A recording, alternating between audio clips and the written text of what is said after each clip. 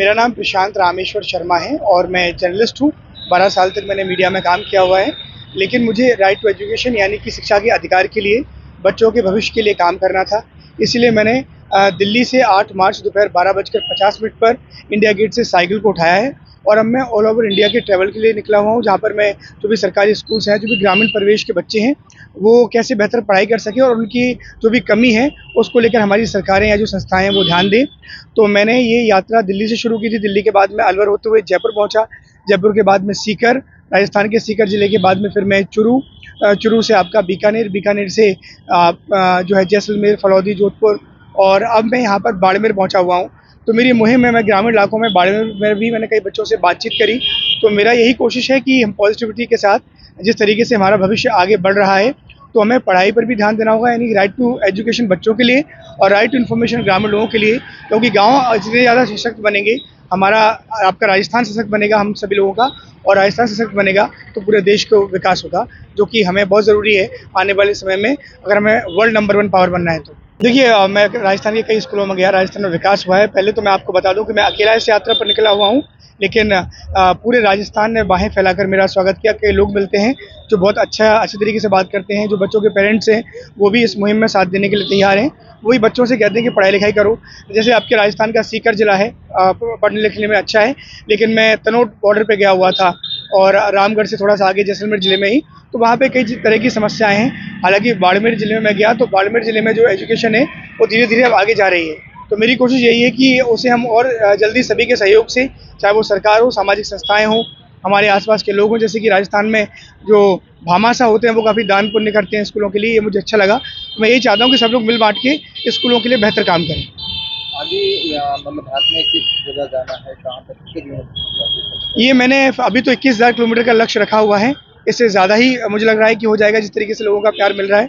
अब मैं बाड़मेर से उदयपुर जाऊंगा, उदयपुर ज़िले में, इसके आपके सिंदरी होते हुए उदयपुर जाऊंगा और उदयपुर के बाद में फिर जो मेरा अगला जो ज़िला जो राज्य है, वो है गुजरात, और गुजरात के बाद मध्य प्रदेश, फिर महाराष्ट्र। इस तरीके से होते हुए साउथ के बाकी राज्यों में जाऊँगा और फिर मैं वापस इसी तरीके से नॉर्थ ईस्ट, जम्मू कश्मीर, पंजाब और वापस दिल्ली में अपनी इस यात्रा को ख़त्म करना चाहता हूँ। शिक्षा के स्तर पर देखिए तो आज का जो ज़माना है, मोबाइल पर या जैसे तकनीकी पर आधारित, तो उसके कितने कुप्रभाव बच्चों पर पड़ रहे हैं शिक्षा को लेकर? देखिए, अगर मोबाइल और जो भी आपकी तकनीक है, उसका ये डिपेंड करता है कि आप इस्तेमाल कैसे करते हैं।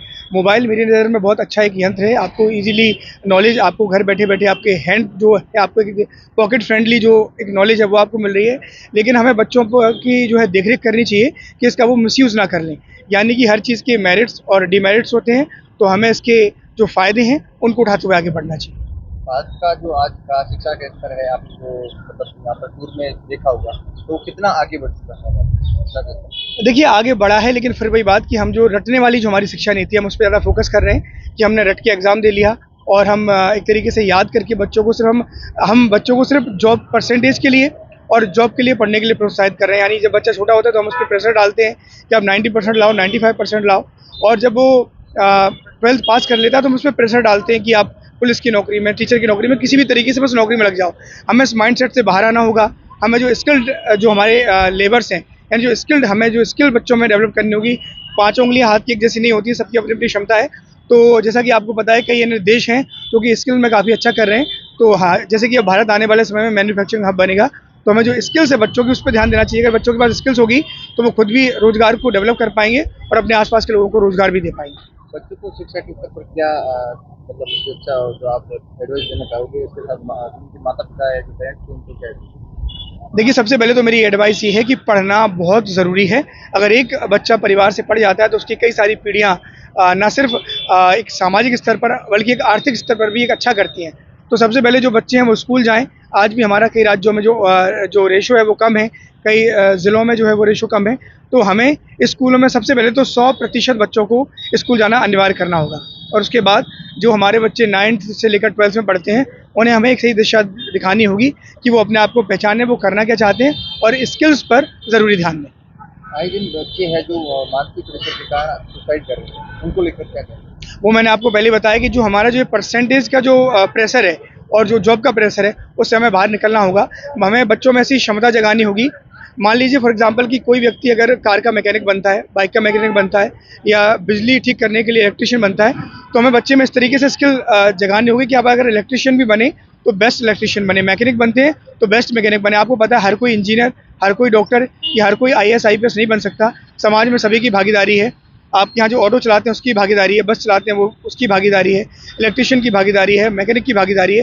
तो हमें हर एक पूरे समाज को, यानी कि 5 उँगलियाँ हैं जब बनती हैं तो मुट्ठी बनती है, तो सभी को हमें इक्वली काम करना होगा, तभी हमारे बेहतर समाज का निर्माण होगा।